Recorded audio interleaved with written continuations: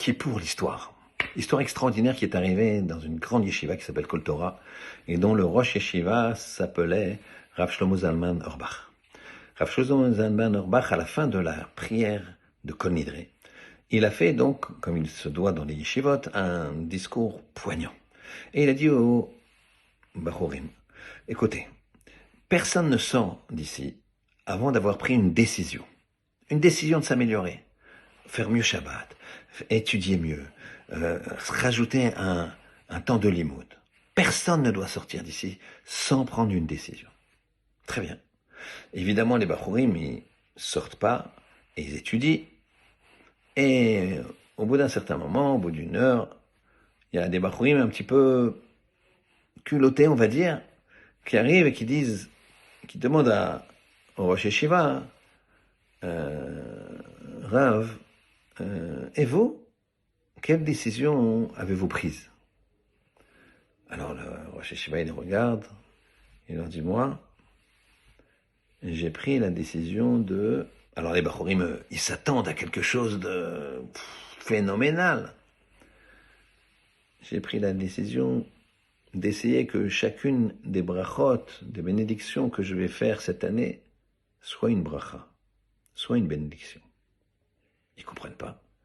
C'est-à-dire que les brachot que je vais faire, je sois concentré dessus. Concentré. Je m'arrête et je fais Baruch Ata Hashem Elokeinu Melech Haolam She'akol Niya Bidvaro. Tu es source de bénédiction Hashem, notre Dieu, roi du monde, que tout dépend de sa parole. Tout a été créé par sa parole. Écoutez-moi bien.